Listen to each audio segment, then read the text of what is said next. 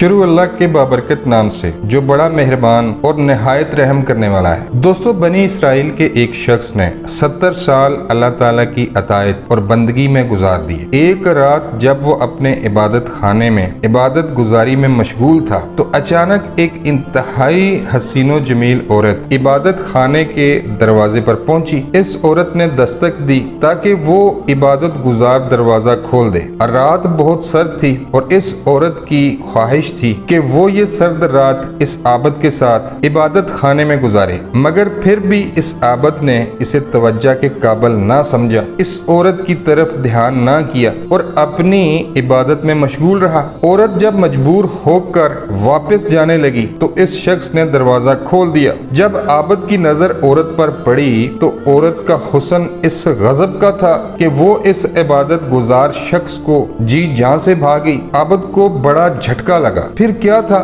جوں جوں وہ عورت کو واپس جاتا دیکھ رہا تھا، اس کا دل اس عورت کے دام محبت میں گرفتار ہوتا جا رہا تھا۔ اس کا دماغ عورت کے آنچل کی مہک سے معطر ہونے کے لیے بےتاب ہو گیا۔ عبادت اور ریاضت کو بالاتعاق رکھتے ہوئے وہ جھٹ سے اس کے پیچھے ہو لیا۔ عورت کے قریب آ کر دھیرے سے پوچھا، کہاں جا رہی ہو؟ عورت نے جواب دیا، جہاں مرضی جاؤں، تمہیں اس سے کیا؟ اس عابد شخص نے جواب دیا، چھوڑو اب کہاں جانا اور کیسا جانا، تم جس کی طلب میں یہاں آئی تھی وہ تو تمہارے حسن کا دلدادہ ہو چکا ہے، اب وہ آزاد ہوتے ہوئے بھی تمہاری غلامی کرنے کو جی جان سے تیار ہے۔ وہ عبادت گزار شخص بالآخر اس حسین عورت کو اپنے عبادت خانے پر لے ہی آیا۔ وہ عورت اس عبادت گزار شخص کے ساتھ 7 دن اسی عبادت خانے میں مقیم رہی۔ جب 7 دن گزر گئے تو اچانک اس عبادت گزار شخص کو ہوش آیا کہ اس نے کس طرح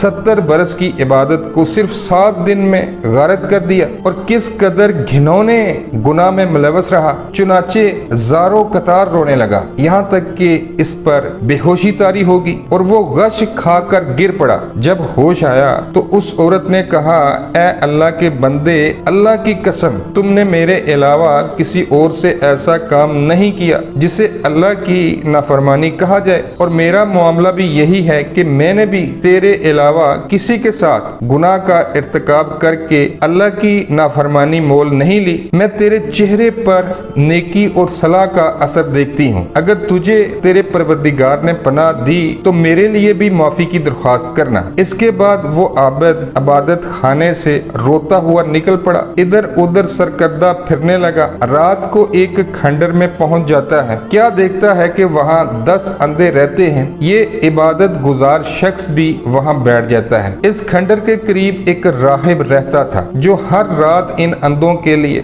10 روٹیاں بھیجا کرتا تھا۔ چنانچہ اس رات بھی راہب کا غلام ان اندھوں کے لیے 10 روٹیاں لایا۔ وہ روٹیاں تقسیم کرنے لگا تو اس گناہ گار عبادت گزار نے بھی ہاتھ آگے بڑھا دیا، ایک روٹی اسے بھی مل گئی۔ جب ایک اندھے کی روٹی کم پڑ گئی تو اس اندھے نے پوچھا، میری روٹی کدھر ہے؟ روٹی لانے والے نے جواب دیا، میں نے تو 10 روٹیاں تمہارے درمیان تقسیم کر دی ہیں۔ اندھے شخص نے کہا، تو کیا اب میں بھوکے پیٹ ہی رات گزاروں گا؟ یہ سن کر عبادت گزار شخص رونے لگا، خوب رویا، اور جو روٹی اس نے لے رکھی تھی فوراً اس اندھے کے حوالے کر دی اور کہنے لگا، بھوکے پیٹ رات گزارنے کا زیادہ مستحق میں ہوں کیونکہ میں گناہ گار ہوں، اور یہ اندھا شخص اللہ تعالیٰ کا فرما بردار ہے۔ پھر عبادت گزار شخص بھوکے پیٹ ہی سو گیا۔ اسی رات اس کی اجل آن پڑی۔ اللہ تبارک و تعالیٰ نے اس کی روح قابض کرنے کے لیے ملک الموت کو بھیجا اور وہ عبادت گزار شخص موت کے منہ میں چلا گیا۔ اب اس عبادت گزار شخص کے بارے میں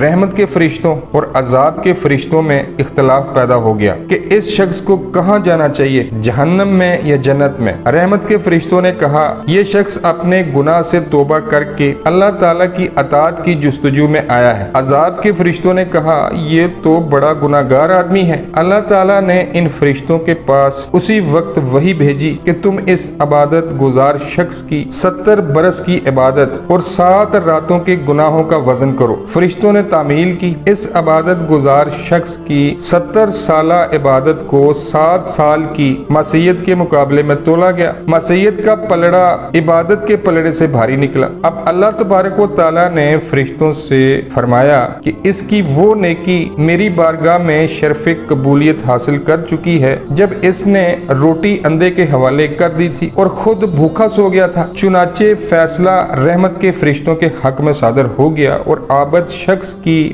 روح کو ان کے حوالے کر دیا گیا۔ ناظرین گرامی، اس عابد شخص کی توبہ سچی تھی، پس رب کریم نے اسے شرف قبولیت سے نوازا۔ احباب گرامی، جب کوئی گناہ جانے یا انجانے میں ہو جائے تو فوراً اللہ تعالیٰ کی بارگاہ میں ندامت کے آنسوں کے ساتھ جھک جانا چاہیے، کیونکہ سوائے اللہ کے در کے کوئی ایسا در نہیں جہاں سے معافی کا پروانہ مل جائے۔ اللہ تبارک و تعالیٰ سے دعا کرتا ہوں کہ اللہ ہم سب کو گناہوں سے بچنے کی اور ہر وقت اللہ کے حضور توبہ استغفار کرنے کی توفیق عطا فرمائے، آمین یا رب العالمین۔